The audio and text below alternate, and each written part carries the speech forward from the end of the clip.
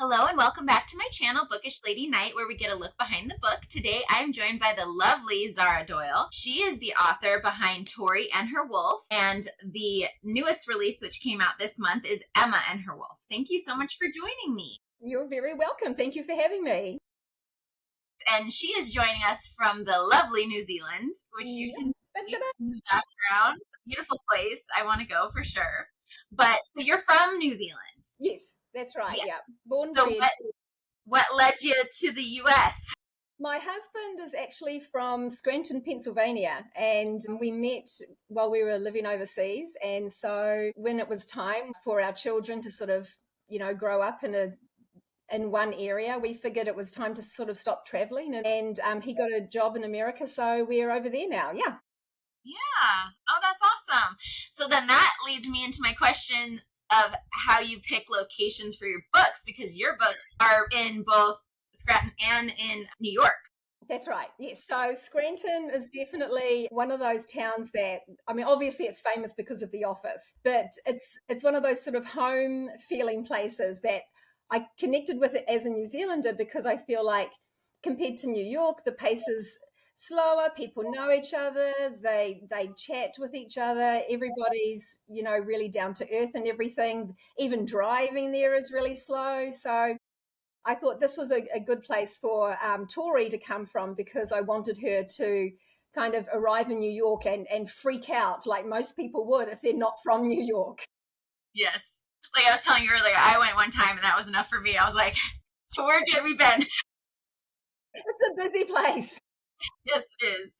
It is very busy. And it's crazy how, like, you can literally go and turn down one street and it'd be like one way, like super fashion runway type things, and then you go down another street and you're like, where did I go? I'm not in New York anymore. Like, just it's total different suburbs and just different areas of that city. Yeah. I don't actually, I don't live in New York now. I use that for the setting because I felt that people kind of have an idea of what New York is. And so everybody, even if you've never visited it, everybody's got a picture of what New Yes. York is, because it's such a busy city and it's on television and movies so much, so frequently. So I figured I'd use that as a setting. But we actually live in Connecticut, a while away from New York. But yeah, we used to, day trip there and go there and stay there and stuff like that. So, sometimes I'm looking around New York if I'm there and I'm thinking, this place is really gutsy. Yeah, that is a good word to describe it for sure. That is like a really good word. So with your writing, are you a planner? Like, do you do like mood boards or an outline, or are you more of a pantser? So what I do is I know, for me, what I do is I make sure that my characters are very strong, first of all. So I get inside the head of my main female character and really try and work out what she would do. And Tori and Her Wolf is purely Pride and Prejudice. Her fated mate Hunter is a guy who just, she's beneath him. She's not pandering to him. She's not simpering at him or anything like that. She's a science girl. She's a STEM girl. She's into titanium and stuff. And where he, thinks that she should be all, in a puddle at his feet, she's like, not happening. Yes. I'm not that kind of person. Even though she feels that he's rejected her, in some aspects, I think she's rejected him. Yeah. No, I felt that. Like, she kept bringing that up, and I'm like, well, girl, you just like literally ran from him, left the area. I was like, if anybody's rejected anybody, it's you. I mean, she's screaming like a banshee out the window at him and, just drives off in her RAV4. Yeah, and I mean, I think he has to learn to eat humble pie. And that's why I liked the Pride and Prejudice thing. I think it's the classic enemies to lovers trope, to have somebody, they're instantly attracted to each other, of course, but it's their personalities that they just can't get their heads around what each other should be. And he's so shocked that she's not this glamour woman, but he actually really enjoys her. He enjoys the friendship. He enjoys the company that she is. And he's never had that before. So he has to learn from her during the book. Yeah, and Pride and Prejudice is one of my favorites Yeah, me too. ever. And so I loved that. So Okay, so since that is Pride and Prejudice, is Emma and Her Wolf kind of like Emma? Oh, absolutely. Absolutely. I love Emma. She was easy to write because Emma is Emma. Like, Emma is, she's so flighty and ditzy, and she's got no idea about so many things, but at the same time, she's incredibly generous and extremely loving. And she's a really, really good person. So I loved writing her book because she just flowed. She's such a strong personality, and her whole, like, her family dynamic and everything with her father, I really loved that from the books, and the movies I think portray those things really well. So I think Emma came very, very easily, and yeah, it's definitely Emma. I mean, but because Jane Austen is so thorough in her writing, Yeah. a lot of characters are missing from both of the books, and I've had to sort of merge characters together. And in Tori and Her Wolf, she doesn't have three sisters; she's got one alcoholic brother. Emma and Her Wolf, she's an only child, and it's her father that gets married instead of her governess getting married at the beginning. So I've changed a lot of those things around. But yeah, I mean, Emma is a complete ditz, and I loved her. She's so funny. I'm so excited to read that one. I just Okay. downloaded it, so I'm gonna be reading it. I love Jane Austen. I've been reading her since I was like 7 or 8. Wow, you're a good reader. Yeah, I started reading Shakespeare at 7. Like, I picked it up at the school library, and the teacher, we were supposed to pick a book for a book report, and she was like, "You can't read Shakespeare. You can't do that." So I went home and I told my mom, and she went to the school the next day, and she's like, "No, she can read whatever she wants to read." So I ended up doing that for my book report. But I've been reading, Yeah. Jane Austen's my favorite. She's just amazing. Yeah, yeah. I wrote a third book, Sense and Sensibility, with obviously different characters again, and I got 2/3 of the way through, and I actually decided to not even finish it. I didn't like it as much. I mean, I think it's because the sisters having two female characters messed up how the flow went for each of them, and it was almost too obvious who was meant to be with whom. And so I actually ditched the Sense and Sensibility storyline, because having that "I like you, do you like me" type of thing with fated mates and werewolves, really, it doesn't work as well. It was difficult. Yeah. Maybe just let it lay for a little bit and then come back to it. Maybe. Yeah, maybe. I'll see. I mean, I've got two other books after these two that are coming out early next year. I've just got to finish the final edits of them. And I love those women. I really, really love those characters as well. But neither of them are Jane Austen books. Not to say anything, but you could do it to where because you already flipped it with, like, instead of the sisters, you gave her an alcoholic brother. So maybe you could flip it and have it as, like, the two males be like the sisters of Sense and Sensibility, and have it like a flip, character flip. Yes. Yeah. Yeah. Okay. Yeah. I could revisit that. Yeah. I mean, I love everything about Jane Austen. How have you been celebrating your milestones? I'm trying to think. No, I feel like it's such a rush when you're trying to self-publish these things, that every little thing is a new learning curve. Absolutely. I mean, I had to pay my neighbor's daughter to teach me TikTok because I have no idea. And then she did such a good job of it. I said, okay, now you have to teach me Instagram, because I know it a little bit, but I don't know how to, download little captiony type things and all of that. And she showed me the whole lot. She was amazing. So I thought, okay, I mean, she was worth her weight in gold. She was just amazing. She's like 16 years old, tapping away on my phone and flicking to my computer. And I'm like, I didn't know what I was doing. She was really good. So celebrating the milestones, it's been such a whirlwind because it's been so fast that I actually don't know if I've done anything in particular. Maybe I came to New Zealand to see family and say, hey, how's it going? Guess what I did? Celebrate the success of publishing and Yeah. having a book out for us to read. Thank you. This is a fun question. What is your favorite beverage and snack while you're writing? Okay. So I definitely love that South African red bush tea, the rooibos tea. Definitely love that. And I have to be brutally honest and say, in Scranton, there's a chocolatieri place called Gertrude Hawkes, and they have this chocolate. I mean, if you can ever find it, it's amazing. It's milk chocolate pretzel, like pretzels and milk chocolate. Yeah, yeah, yeah. It's like salty and sweet. I think that's like I have to count them out because I've had some health things going on and I'm only allowed a certain number of grams of chocolate a day or whatever. So I count out how many pretzels I've got. Okay, have you finished that piece? Right, you're allowed one pretzel, just one pretzel. It's like attach it to your word count. I wrote 3,000 words. I can have a pretzel now. And when you've finished editing that chapter, you're allowed one more. Exactly. I love that. No, I'm definitely a sweet and salty all the way. Yeah. I love that combo. It's like the perfect combo. And especially when it's crunchy, sweet and salty. Yes.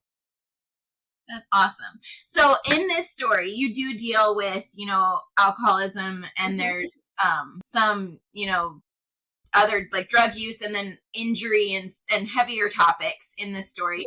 So did you struggle with that when writing these topics? Not really, because I felt like her brother Dylan I felt like he wasn't necessarily a messed up person.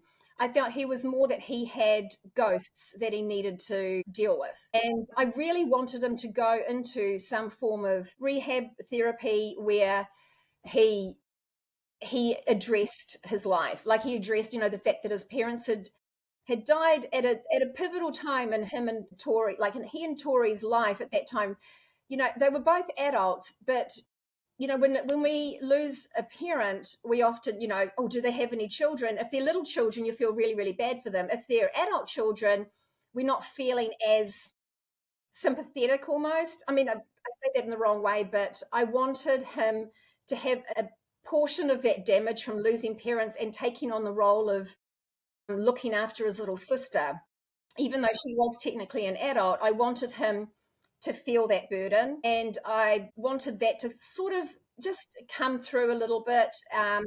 Because he really, really loves Tori. He would do anything for his sister, and she is the same for him. But I wanted the part where he sort of, he has a relapse and she is so upset that she screams at him. And then she's upset because she's like, did I do this wrong? Did I, like my brother's in pain, obviously. He's, got to go to rehab. Things are going wrong for him. And I just yelled at him for not taking the opportunity and doing the wrong thing. So I wanted that connection between the two of them to not really waver, but for her to question herself and, am I doing the right thing for my brother? And for him to be so shocked that she would actually do that to him, that it flicks something in his mind to actually really have a go at rehab and try to stop. Yeah. Even if just for his sister, because they're the only family each other has at that point. Yeah. Yeah, no, that was like definitely the feels and tears for sure. So are we going to see Dylan? Like, are we going to get a story with Dylan in there?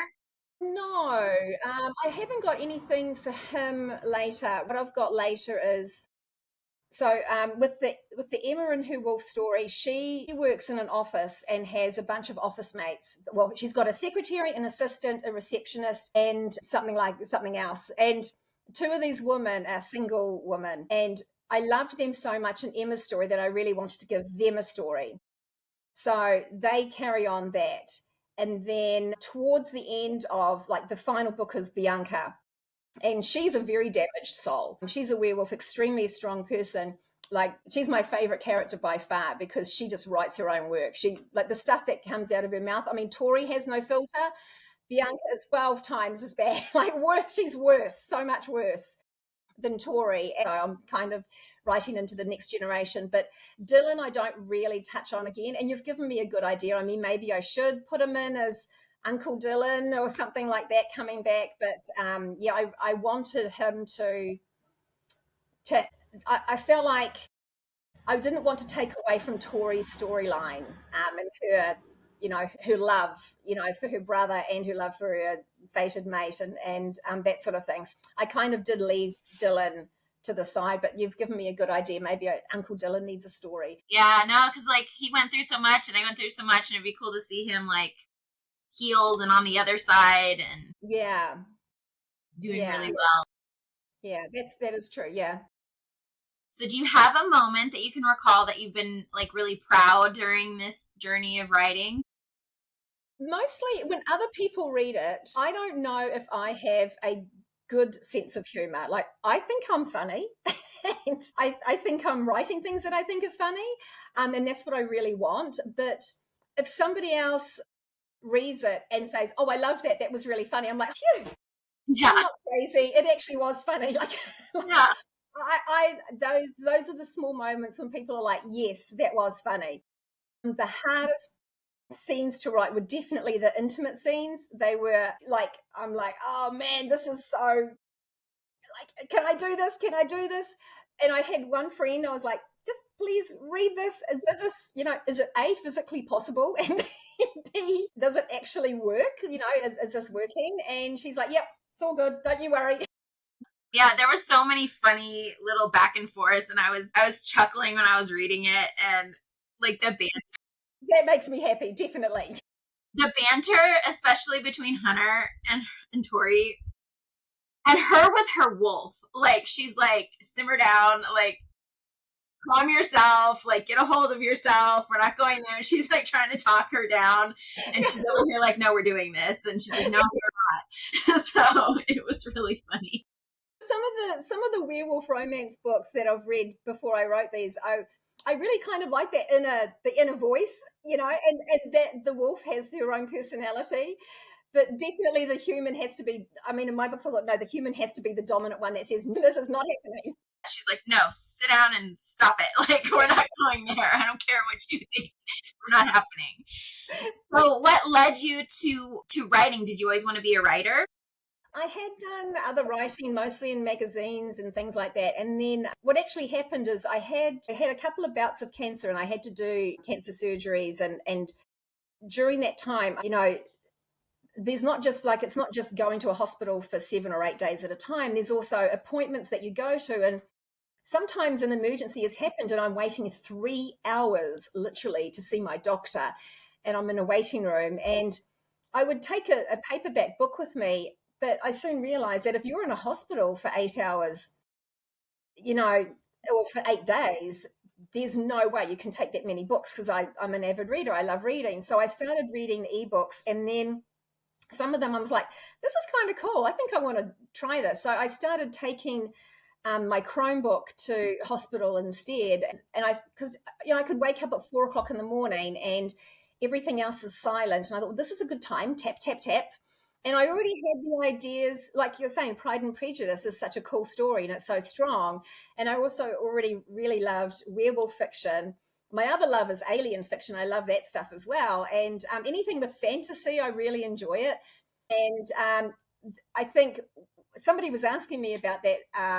And I said one of the reasons why I chose werewolves is because I felt, well, they can't get cancer, because that's what, one of the hospitals I was in, every single patient has cancer. It's just a different area of the body. It depends on which ward you go to and what, floor level you're on. And I was thinking, wouldn't it be cool if, if nobody got it, or if you didn't have to get it? If there was something about your body that was so strong that you were absolutely resistant to getting something that's so devastating to so many families. So I think it kind of began from that. Like, I'm not just writing women that have strong personalities; they have strong bodies too. And I really liked the idea of, roughhousing around, getting a scratch or something, and then it just healed. The next day it's not even there. I'm like, well, that would be really cool. Be Yeah, very cool. I liked how you did the take on it, because like a lot of, I love shifter romance books, but a lot of them, either they live in a secluded area or they live in secret. Whereas in yours, you have it to where like, for my how I read it, is like everybody kind of knows it's a thing, and they live harmoniously together. yeah. There is, like, I have in the third book, Tanya and Her Wolf. She's actually human, and her fated mate is obviously a werewolf, and her parents are kind of not really open to werewolves, and it's the first time that I kind of touch on discrimination against werewolves in Mm-hmm. that book. And I talk about a little bit about werewolves get picked on, like in the streets, because if you're trying to, I don't know, get ahead in a gang or something like that, one of the things to do is to beat up somebody that's big and strong. And there's nobody bigger and stronger than a 7 foot tall werewolf. So I kind of touch on that in Tanya and her wolf because she's not used to the whole culture of werewolves and what's normal for them. And her mate is an absolutely massive wolf. But I also found that most books for shifter romance, the male is a very alpha male, whereas this guy Ryan, he's very soft-hearted, he's very sweet, he's very kind. He's not at all alpha, even though he's so huge, people assume that he is. So I really wanted to kind of explore a male that was not dominant. He's a loving, soft, big, mushy teddy bear type guy. And when people, in the story, people try to beat him up, he literally picks up Tanya and runs so that she doesn't get hurt. She doesn't witness anything violent. He's caring for his mate. He doesn't care about being an alpha. He doesn't care about being the strongest man on the street. He just wants to protect his love. I can't wait to read that one. I love that. So I have to ask, my brother went to school in Sweden, and I lived there for a brief bit with him. So do you have family from there or an affinity to there, or what brought that in? What I was trying to do was look for the blue eyes, and I was trying to find one of my friends. I lived in Japan for 3 years, and one of my friends, she's married to a Swedish guy, and I met his family, and they're all like gorgeous, good looking, blonde hair, blue eyes. And I thought, that's pretty nice.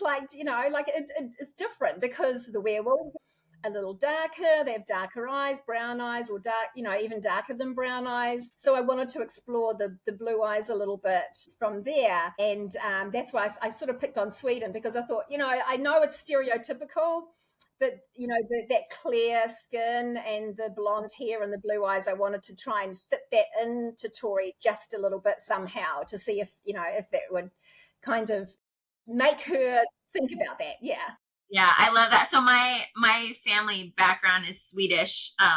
My grandma's father was from there. So like my mom and her brothers, everybody has like blue eyes, and I'm the one with the brown eyes, but I have the fair skin. But yeah, I'm the one that round up. Like everybody else has blue eyes. It's funny. Yeah. So yeah, it was funny. So my brother and we are the only ones with the brown. Everybody else has the blue.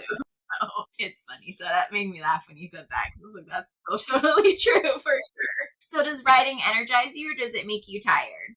Energized, definitely. It's definitely an energizing thing. I think every person needs a creative outlet, whether it's art, music, writing, gardening, cooking, whatever it is. I think we all need something. And, I really enjoy it, especially when the character's involved in something. Like sometimes I'll be tapping around the computer and I've got work the next day, and I realize it's 11:30 at night, and I'm like, she still needs to kiss him.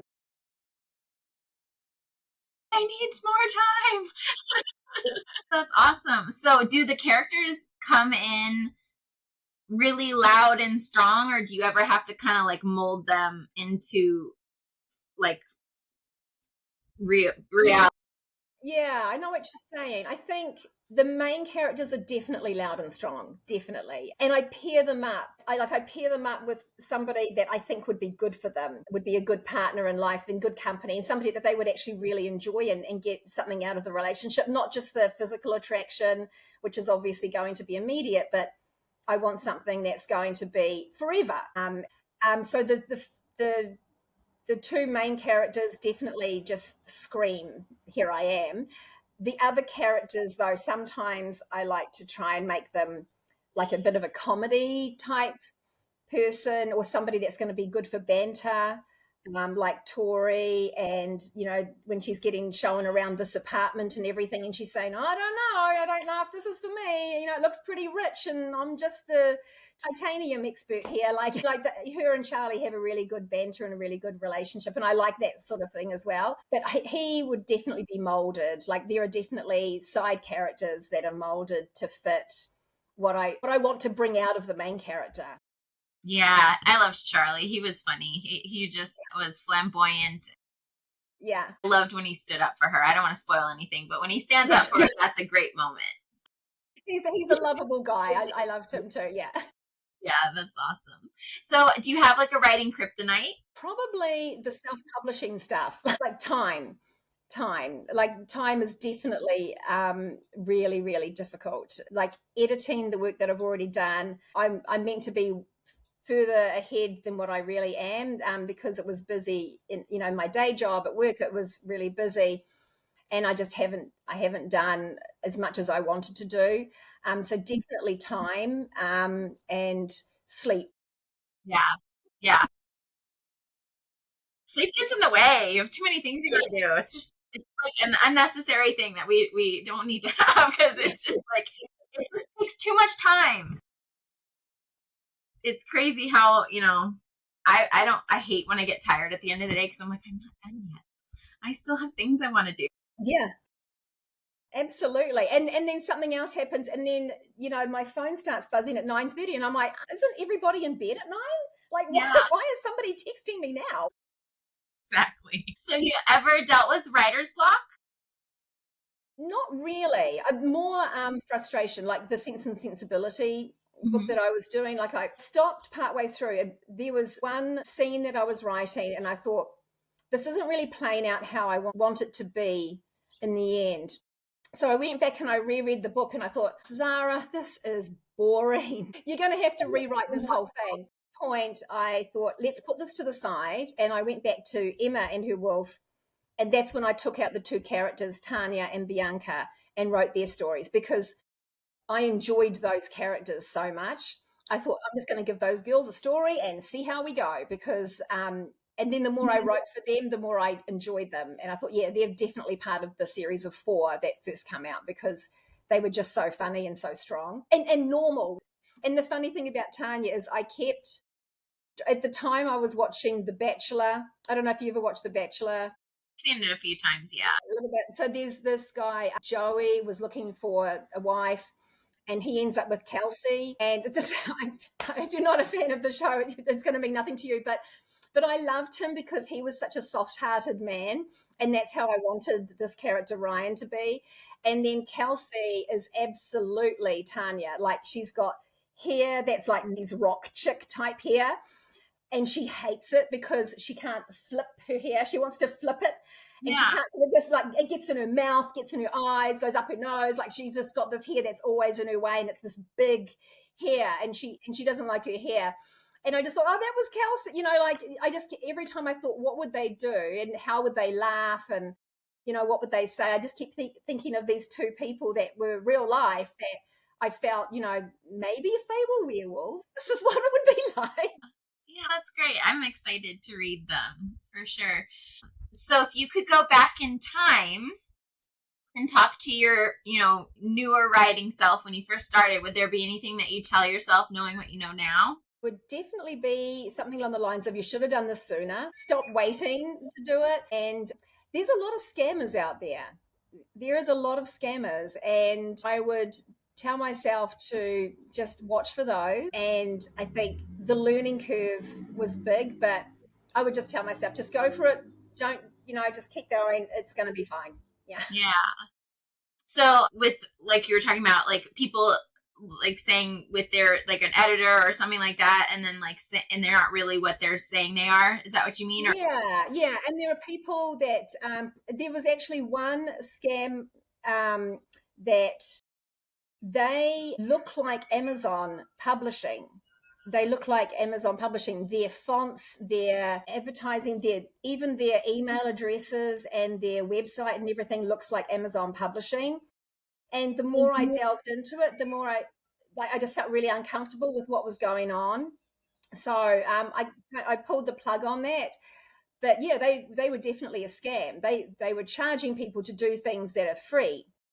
And wow. then, yeah, and there was other things as well, like, people offering to help publicize your book and things like that. And they'll say, we'll do this for you, we'll do that for you. Hang on a minute, we only said we'll do this part. If you do this, it's going to cost you another $100. And I'm like, like, I haven't got any more money. Yeah. Just, you said it was going to cost this much. That's what it's going to cost, and that's all I'm going to give you. So things like that, I think I didn't have as much confidence in myself. And I think anybody would be like that. Like when you first, it's a new thing, you're not sure how to do this. Hmm. So reaching out to other authors was definitely worth it. Yeah. I've heard that, like the community of authors in indie publishing is very like they support each other and help each other Yeah, through things. definitely. It's really great. Yeah. That's awesome. So since you write fantasy-ish, so to Hmm. speak, books, I always like to ask authors that are that fantasy genre, if you could pick, which you might just say because you wrote about it, if you could pick any mythical creature or being, what would it be? For me to be, which I know that you would have probably thought werewolf, but I'm a huge Harry Potter fan. I would love to make a few spells out. I would love that. Yeah, I would love to be a witch. Yeah, I shouldn't say I would love to be a witch, but like to have Hermione Granger. If I could do what she does, that would be pretty awesome. That'd be fun. I also want to be Samantha Stevens, where I can just wiggle my nose and all my laundry gets folded. Yes, and folded.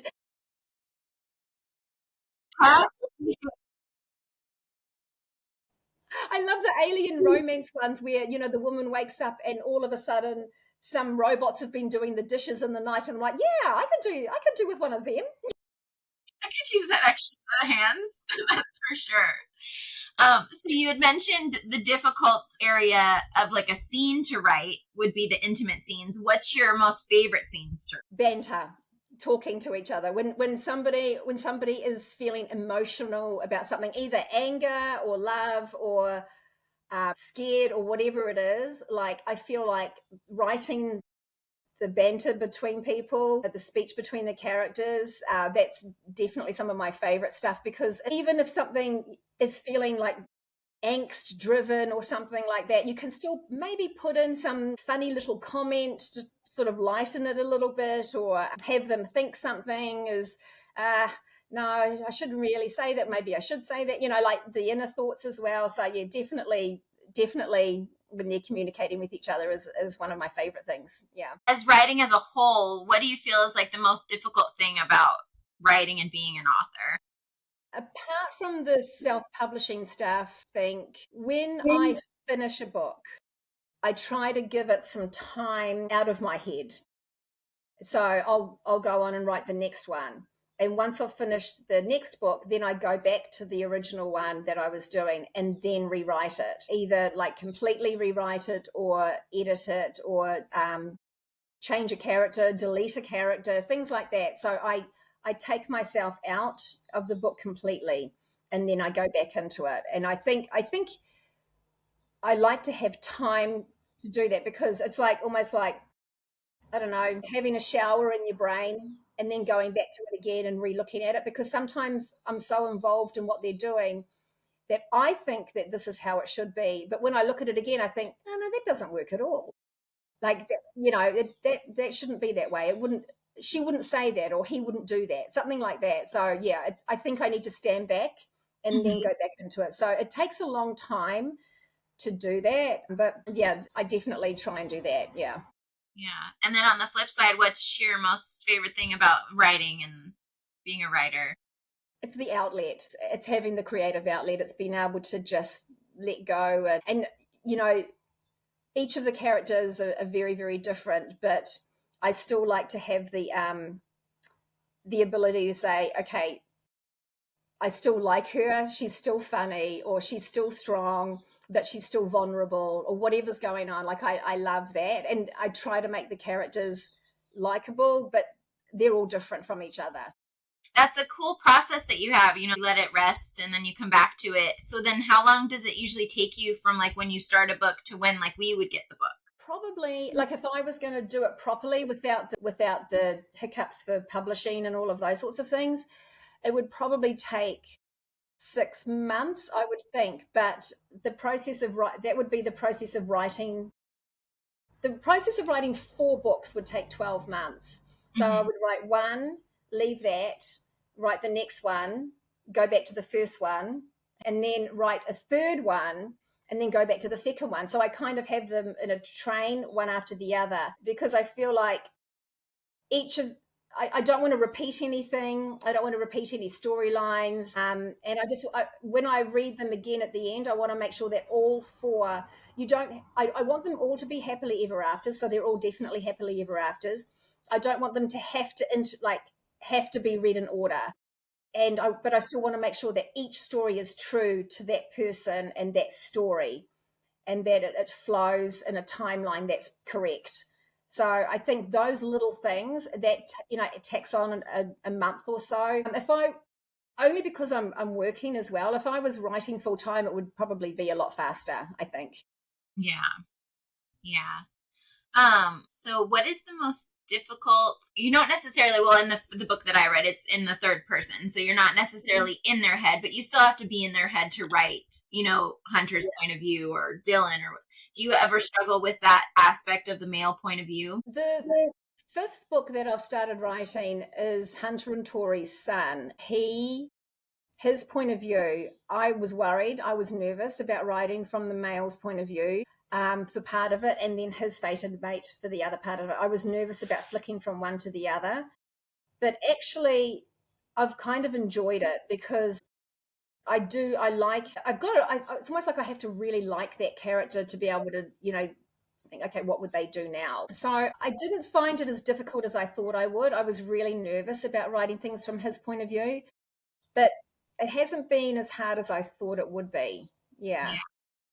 I think that's so cool that you're doing a second generation. I love that. Like, because I don't ever want it to end. Like, you read a book and you love it, you love the characters, and they get the happy ending, and usually you'll get a bonus epilogue, or you'll get a little, like, sometimes the author, like 6 months later, will post a little thing in their newsletter where you get to see like what they're up to later. But now you're giving us a whole second generation, so we'll get to see them, years down the road.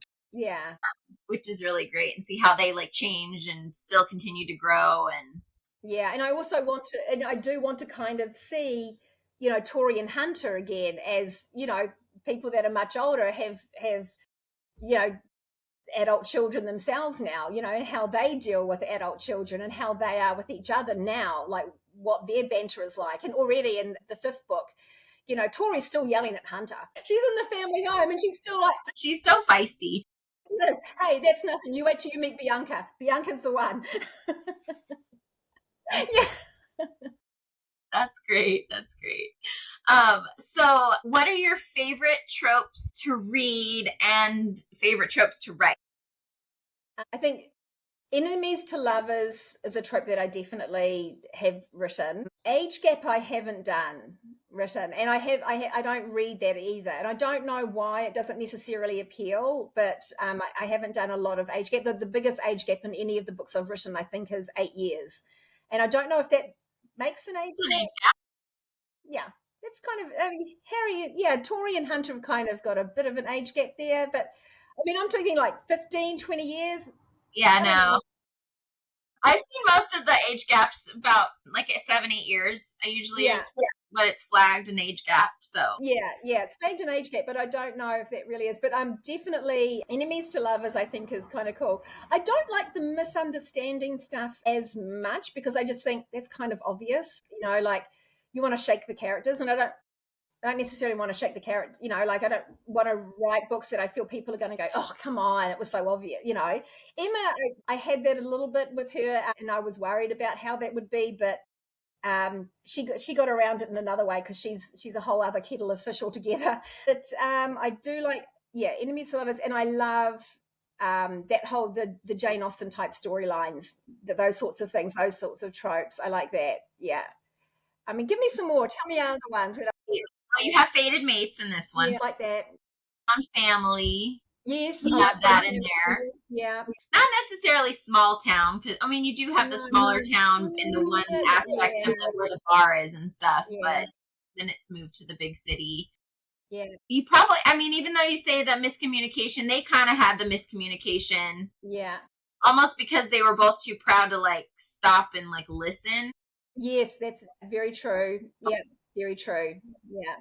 But yeah, and then the trauma hurt comfort. Yeah. You have in there for sure. Is there a trope that you haven't written yet that you really want to write? I'm trying to think. I don't know. I thought after I've written the next 4 for the children, I was actually thinking about trying a different um like genre, still romance, but I was actually thinking of playing with aliens, but that's so hard because you're setting up so much. Like at least werewolves, you're setting up werewolves, New York, everybody's got a context for, and how their lifestyle is, because every werewolf writer's got their own little idiosyncrasies for the characters. Yeah, werewolf lore was kind of something people, if you like shifter romance, you've probably already got a fair idea of it. But Alien, that's a whole nother planet.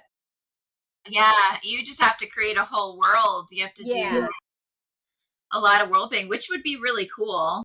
It's cool, but it would be hard, I think. It'd be hard. So I don't know. We'll see. I mean, we'll see. Maybe they can be like already among us and they have, And we didn't know, and they like awaken when they turn a certain age. Yes. And then like their subconscious of where they came from like downloads into their brain. You could do something like that. So you should be writing that series. I'm fantasy. I mean, there's a wolf. I have several, I'm all about the fantasy, but my husband's more of like the sci-fi. I mean, I used to watch Star Trek and I like that kind of stuff, but that might be cool where like when they come of age, they become, they get downloaded their information from their home planet, and then they become self-aware. And they become self-aware, but then they're living in our world, so you don't have to do. Yeah, that's true. That is true. You could definitely do that. Or we get visited. Yes. That's another trope, alien visits, and they acclimate to us, Yeah. That way you don't have to build a whole world if that's overwhelming, So which character is most like you? Probably Tori. Yes. I gotta be honest. I love science. I love cars. I'm not a great underwear shopper type person. Like, I mean, when she's, got the cotton briefs and everything, I'm like, yeah, comfortable. Me too. I'm very much like Tori. I was like, yeah. You're buying one bra you like and you buy 14 of it in different colors and shopping done. Yes, exactly. I agree. My background, funnily enough, is in fashion design. That's what I went to school for. I love the 50s and the 40s. So that's my thing, but I have to be comfortable. Like, I don't want to be all in the corset. In corsets. They're beautiful. I'll wear them for maybe an hour, but then I'm like, get this thing off of me. But it's fun for a moment and then to move on. Yeah, definitely. I think, I grew up in New Zealand, and we don't have snakes and poisonous spiders, and we don't have, all of those sorts of things. So it's not uncommon to walk around barefoot. Yeah. And my husband used to laugh. He'd say, we're in a supermarket and somebody's with no shoes on at all, not even flip-flops. He's like, is this normal? I'm like, yeah. Yeah. Because you don't have to worry about stepping on something and having something happen to you. There's no ticks. There's none of that stuff. You don't have to worry about all of those things. It's definitely beautiful there for sure. Oh, thank you. Very beautiful there. So do you usually know when you're going to put like a plot twist? Not so much. I don't think you really had cliffhanger. It doesn't sound I don't like cliffhangers at all. I can't stand them. I don't want people to invest in the time and energy and the money and reading a book that I've written and then go, oh, it didn't end. Like, I just think that's completely unfair. I really, really make sure that everything is finished. So I don't do that at all. But the third act breakup thing, I think it's really hard to do that with fated mates because they're in love. They're going to be in love. They're going to be together forever. So none of my books have the third act breakup, but they all do have a third act something that there's another little problem, plot twist, and it's just actually each of them are pretty gutsy when I think about it. Oh yeah, they're all really gutsy. They're all gutsy, and that's what I do in the third act thing. I don't do by that time the romance is there, and so she's relying on her man, he's relying on her. They're a team. They deal with it together. Yeah. Well, like in this one, you had the slow burn, obviously, because, you know, Pride and Prejudice has a very, very predominant very slow slow burn. burn. And this one definitely had that. And I was like reading it, and I got like halfway through, and I'm like, something's about to happen, but what is it going to be? And am I going to be prepared for it? Because I can tell she's hinting to this, but I'm like, what's it going to be? What's it going to be? So it's like it's like little ticklers to like get you like to keep going, and like totally hooks you. Oh, good. So how do you find time to write? Do you set aside a certain time during the day, or do you focus on like, I'm going to get through, you know, this scene or this chapter or this word count? I don't set myself word count goals because I think that if the scene is really emotional, then there is a good chance that I'm crying while I'm literally crying while I'm typing it up. Or if it's a fast moving one, I'm like making tons of spelling mistakes and just trying to get my brain to regurgitate it into my fingers and do that. And then I'll go back. So it's, when I find time, I'll write, and I don't set necessarily a goal or a chapter or anything like that. I'll just keep writing. And then if I'm tired, I'll stop and I'll use that time or whatever to just down my brain. And then when I go back to it, I reread what I've written and either flesh it out properly, or I'm thinking, okay, well, I'm kind of happy with that. I'll come back after I actually finish this chapter and then look at it again. So yeah, I try not to count goals. I don't like using that sort of thing because I feel you can just write fluff otherwise. Yeah. My goal is every paragraph should be good, like readable, interesting, good, have motivation, all of that. And sometimes when I'm reading stuff, I think, I liked that chapter. I liked that paragraph, but it doesn't fit there. It isn't what I was actually going for. And I just delete it. And I think, well, that was a waste, but, it's still up here. I'll do it in some way. Yeah. Adjust it and put it in there and making it. Yeah, exactly. So with your covers, do you enjoy the designing process of working with the artist? I have a really good cover graphics designer, and I will email her the blurb, the name of the book, and say what the man looks like. And then she'll send me like 4 photos of different men and basically say, choose one. And it's kind of off that, and she's very smart. She knows, how the men should be looking, like, which way, that way. She chooses colors. I told her, what background I wanted, what type of feeling I wanted, and then she goes for it. And she's very creative and she's really nice. And she's actually kind of a good price too. So I'm lucky I found her. Yeah, that's great. That's really great.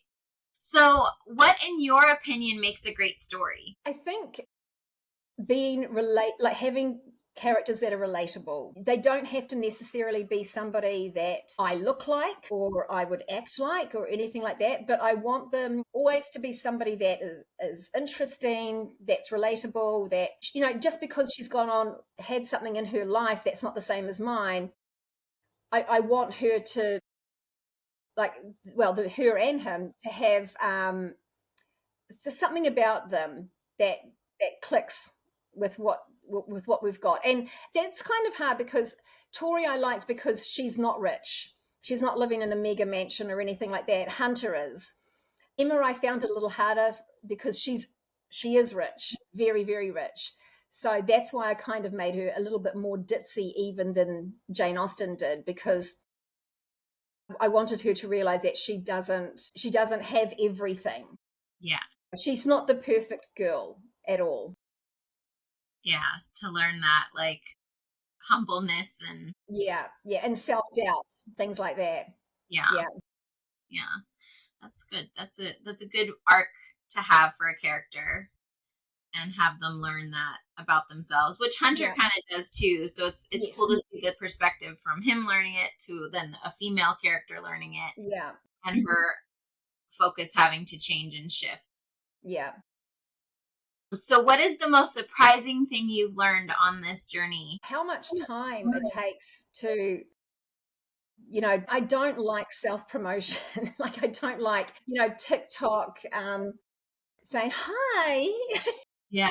Buy my book. It's wonderful. It's really hard to do that. That sort of self-promotion thing. One of the other authors I was talking to once said something like, if your books go really well, then maybe you'll get picked up by a publisher. And I said to her, maybe you'll get picked up by a publisher and then you don't have to worry about the marketing and everything. And she said, oh, no, you get much more money if you self-publish. And I was thinking, man, really? I don't know how that would work, but I feel like if somebody came along and said to me, here's some money, just carry on writing, concentrate on that, and we'll do the TikToks and the Instagrams and we'll do the marketing and whatever and put it on the bookshelves and Target, I'd be like, done. Yeah. I mean, I have people that I've connected with on TikTok and Instagram that have been really, really, really amazing, which has been really good. I just try to connect with people, and hope that I feel like I'm not trying to make money off it. I just want people to review it and enjoy it. And I figured, if I can just do this, I feel like it's almost like making a baby and then putting it out in the world and hoping people think it's a cute baby. I think you'll get there as you write more and you're, getting that comfort of that stability of writing and having it out there, that it'll become more second nature. What was your first book in the romance genre that you read? Oh, man. The first one that stuck with you that you were like, this is good. I feel like my little secret would be when I got hold of one of my mum's romance books and it had a scene and I was like, whoa! The Harlequin romance books? Okay, this is cool. I don't know what's going on here. I remember. Actually, I do remember that. I think it was called like Dr. Dearest or something. It was like, this. Okay, I don't think Mum meant me to find this book and read it. Yeah. You're like, I'm going to do it. I definitely did. And I was definitely too young. I love that. So Jane Austen's another favorite. Yeah. Do you have any other authors that you really love? I really love, there's an Irish author that hardly anybody in America has ever heard of, but her name is Marian Keyes, and she is hysterical, absolutely hysterical. I love her, like the Irish wit. It's just classic. And then on Kindle and everything, I love, Zoe Draven and Miranda Bridges. Who was I just reading? I love Victoria Aveline, I think her name is. I love like the alien romance. There's Ellie Sanders is a British author that I really like, but her books are really like, one of them I had to put down because she brought out something I was like, oh no, that's not playing anymore. Yeah, was it like dark romance? Yeah, it was pretty dark. I was like, Yeah. Sometimes they'll get you. I mean, I read all kinds of books, and I just recently read a really dark romance, and I'm like, okay, I don't know if I can keep going. I mean, I'm gonna keep reading, but I needed a moment. It was like, okay, now I'm not relating to that character. Yeah. I'm like, let me breathe for a minute, and then go over here and have like a cleansing read over here, and then come back to this book. I need a cup of tea right now. Yes, exactly. I do love comedy in books as well. Like I love it when it's especially when it's completely unexpected and you're drinking a drink or something and you read something and you just like literally spit something out because I love that stuff. What would you call that? Like spit out humor? I don't know. Yeah, exactly. And then I don't know, have you ever read suspense romance books? Sort of, yeah, some of them. Yeah. I just read one and I thought the author was going to go one way, like it was leading up to the plot twist. And I was like, she set it up in such a way that you thought it was this way, but then you kind of thought it was this way. And then you forgot about this way. And so you went over here and then she went back and I was like, whoa, I was not expecting that. So I love all that kind of stuff, like where I'm laughing, I'm crying, I'm like, what's going on? I'm scared. All of that in the book. Do you like Agatha Christie as well? I really love Agatha Christie. She's amazing. She's amazing. I love that stuff, but because I can never, and when I have the paperbacks, I will write the list of characters in the back and I will keep writing clues for each character. Like I'm defacing all of my books because I keep forgetting who's who and who's done what and what clue was for what. And I never get it right. Never. It's fun because then you're set up with the big shock Yeah, it's awesome. I love it. She's classic, you know. So I want to tell you, check out the Thursday Murder Mystery Club. Okay. It takes place in England, and it's a story of, I think there's 4, maybe 5 elderly residents that live in a nursing home, and they solve mysteries and murder mysteries. Oh, that's so cool. And it's hysterical, dry British humor. Yeah. With all of the other things. It has the suspense, it has the funny moments. I mean, it's And that's called Thursday Murder Mystery Club. Okay. Yeah. Thursday Murder Mystery Club. I gotta do it. Check that one out. You'll probably like that. If you like Agatha Christie, you'll probably really like that for sure. So with publishing, you said that that's kind of like a little bit of an area that's a little more rough for you. Have you changed a lot on how you do it since you did the first book and published it? Yeah, I mean, initially there was a lot of YouTube videos trying to work out how to, get getting everything loaded properly into Amazon correctly, and getting the fonts you want and chapter headings and all of those little things. Mm-hmm. I didn't even know what pagination was, let alone how to do it, things like that. So it was a huge learning curve. So now that I've done the first 2, I hope it gets easier, but, I mean, I've got to finish Tanya's edit and get her ready to go as well. And I'll let you know. I mean, like the number of swear words at the computer going. It's definitely, you have to be like you guys, self-published authors are like the Jill of all trades. You're every department in the business, because you're the small business and you're doing everything. Yeah. I mean, and, TikTok and things like that. Like the other day, somebody contacted me and she said, don't don't just go through my page and like everything, because it will stop me getting posted. And I'm like, does it? Like, how does that work? I thought I was helping you by liking your post. She goes, no, you got to watch them for 10 or 12 seconds or more. I'm like, okay, sorry. And like I was like, I felt so bad. I've never heard that. Like I go through and like everything that I see by an author and make a comment and stuff like that. Yeah, me too. Because I think I'm helping them, but she's like, no, it doesn't always work with that. It can mess with the TikTok algorithm or something. And I'm like, oh. TikTok.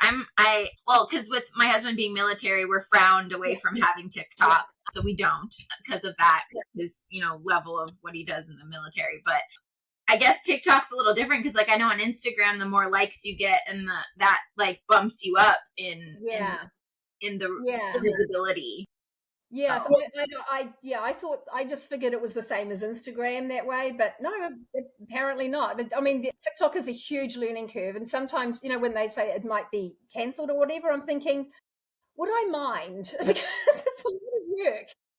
I'm thinking it is going to get taken down. From what I've seen, that it's not going to be around much longer, so we'll see. Okay, good to know. Do you read reviews of your books, or do you? I did initially, and then later I realized that sometimes people say they can give you. One woman gave me a really incredibly negative review because she didn't like my point of view, the way I did the writing, and I thought, okay. Because it was in third person? Yeah. So you had that review, and then... Yeah, and I feel like when I write reviews about books, I try not to be negative, and maybe it's because I know what it's like, to get a negative review, but I try not to be negative because what's my taste, like what I like, what I enjoy, is not going to be the same as anybody else's, and so that's on me. If I choose a book, that's not necessarily something that's gelling with me. I feel like it's not the author's fault. Like if I don't like, really dark romance, and it says it's a dark romance, then maybe I just shouldn't read it. Yeah. I'm not going to say, oh, this was just too dark for me, and I 1 star. I felt like some of the reviews were like, there was 1 or 2 reviews that I thought, okay, I think this is like your choice, not my writing that's caused a problem here. And so that's the only time that I've been really, okay, that was a little odd, but that's about all. Yeah. The same way when I write reviews, if there's a book and maybe there was something that I didn't necessarily like jive with, I just focused on the stuff I liked. Yeah. Because that could be something someone else likes. It's just I don't like it, but I don't need to put it out there unless it was like, and I really haven't read any books where I was like really like disturbed by anything. Yeah. Enough, because I usually know that about myself, like what I can and can't handle. Yeah. But I try not to do anything that's negative because it's just maybe not my cup of tea. It's someone else's. Yeah, exactly. And then someone might not read the book because I've said something. Yeah, I agree. Yeah. Yeah, reviews are tricky, for sure. So do you have a favorite book that you had as a child that you used to read? This is going to sound really silly, but you know the Dr. Seuss books, and he had the offshoots of P.D. Eastman books. So there was one I really loved called Robert the Rose Horse, and he had a rose allergy, and he lived on a farm with a lot of roses, so he had to go to the big city, and he just can't get a job, and it's really sad, and it's gut wrenching because this is an unemployed horse. You know, it's really sad. But he ends up being a police horse, and he saves some people from bank robbers, and so. Because I loved horses, and I was on a farm when I was younger, and it just really resonated with me. Yeah. Yeah, no, I Robert the Rose Horse, I loved. Yeah, that's great. That's really great. So when you are writing your characters, do you do like a character profile or a character interview? Definitely. I do a character profile, and I print off a photograph of the two main characters and any others that I think would be pivotal. I print them off, and I have their character traits around me while I'm writing. So, so I've got a picture in my mind of what they actually look like, kind of what their height is. And I write other things as well, like their age, favorite food, just little things like that. Yeah, I'll definitely do that sort of thing. Yeah, but it makes them come alive, probably, for sure, yeah. in your mind. So is there something unique and quirky about you that we maybe don't know? Let me think. Unique and quirky. Okay, this is weird, but I don't have a stomach. I had my stomach completely removed about 5 years ago because I had stomach cancer. So there's none left. So I have actually no stomach, and my insides got reworked. So now there's some things I can't eat and stuff. And so when people, like if they haven't seen me for a long time or something, they might say, "Oh, you look great. You've lost weight." And I'm like, yep. Yeah, that's hard for sure. That's a thing to go through. I mean, it's a funny thing to kind of have, because if I say to somebody, "Oh, I like," if say you go out socially, and I'll say something like, "Oh, I don't drink," people automatically think I might have had a problem with alcohol, which is kind of why I like the Dylan character as well. I'm like, "Yeah, I'm with you, buddy. You can't drink anymore." It's totally different. Yeah, it's a different kind of thing. So it makes it a little difficult socializing and going out to restaurants and stuff. I'm always very careful about what I can consume and what I can't and that sort of thing. But yeah, and the thing is, it's one of those funny things that you would never know unless it came up in conversation. So because of that, there's other little things like if I'm in an airport, I'll use the wheelchair assistance, and I have it scorn me sometimes because I'm sitting there looking perfectly normal, there's no broken legs or anything, but I actually need a wheelchair because sometimes my blood sugar can go so out of whack that I just faint. Yeah, no, I have hypermobility where my joints are really, really lax, and when I had my daughter, I had 8 epidurals for her one delivery at the training hospital, and so the guy that was learning to do the epidurals hit me incorrectly 7 times with the needle, kept missing it. And so then they brought the doctor in and got it in on the 8th time. But after that, I couldn't walk for 3 days after having her because they damaged my spine at the military hospital. So then fast forward 3 years later, when I got pregnant with my son, when I was 17 weeks pregnant, I went to lift my daughter, who was bigger. She's like really tall. She's almost my height. I'm 5'8", and she's only 10. So she's very big kid. I went to lift her out of her bed, and I felt like this weird like waterfall effect go down my lower back. I fell, and I dropped her, and I had no feeling from the belly button down. And I spent a year and a half on bed rest because my whole pelvic floor gave out. And I was in a wheelchair, and then a walker, and then a cane. Like my in the meantime, you had a baby. I had a baby, and like he had a lot of health problems. He has a G-tube, like he has a lot of stuff going on with him. But I went to the doctor at one point when I was like maybe 32 weeks pregnant because he kept trying to come. So they had to give me the shot to like stop him from coming. But I was in a wheelchair all that time because I couldn't walk. I couldn't even feel my legs. Like they felt like I had nothing from the waist down.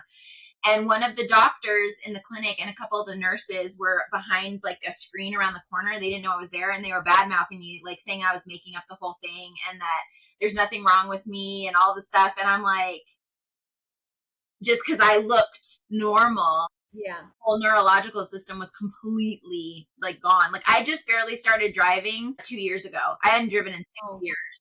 So I totally get what you mean. Like people will, and I also have POTS. So I do spend time in a wheelchair or having assistance and like all that stuff. And people like, I have a placard for the handicap so I can park close because of that condition. And people will look at me like I'm weird, but I either sometimes my back randomly will go out without me even knowing, or I'll have a POTS episode. So that's why I have the ability to park closer. But if you look at me, I look normal. They think something's wrong with you. Yeah. So, yeah. And that's really, really hard. It's almost like I want to put some, a sign on the side of you saying, this is what I have. Like, stop glaring at me. I'm not taking advantage. Yeah. Exactly. Or just, you know what? Just leave me alone. Yeah. Like, keep walking, keep going. Yeah. I totally empathize with you on that because it's a real thing. Look at you like you're like this horrible person, and you're like, no, I just have like medical problems that don't show up on the outside like other people. So yeah, exactly. Yeah, it can be a little tough sometimes, I think, and you don't want to explain it. Yeah, you don't want to keep explaining it over and over again. Yeah, for sure. That's definitely a thing. Yeah. So do you have anything that you do after you finish a project to like unwind and reset before you start with the next book? Okay, this is going to sound really weird, but I have a couple of favorite movies that I'll get into to just sort of kick back a little bit. And this is going to sound really weird, but I love The Godfather and I love Scarface, and I will watch those movies because I also feel like it gives me more of an insight into how a man's brain works. Maybe one of these days you'll do like a mafia type angle. Maybe. Could do, yeah, that's true. Yeah, could do. Mafia werewolves. Yes. Yes. That would be good. Yes, that would be really good. I like the sound of that for sure. So your plans for future books, you're working on book, you said 4 or 5? So 3 and 4 I have to edit, and I want to get them downloaded and put on Amazon as well. But I'm writing books 5 and 6, Tori and Hunter's kids, and then I'll do 7 and 8, and I'll look at maybe Emma, Tanya, and Bianca's kids in books 7 and 8, and give them a storyline each as well. So then can you tell us when we may see the next book from you? I was hoping for January, but it's just been so crazy. I don't know. I'm thinking February. February for Tanya and Her Wolf, and then I'm hoping March I'll get Bianca out.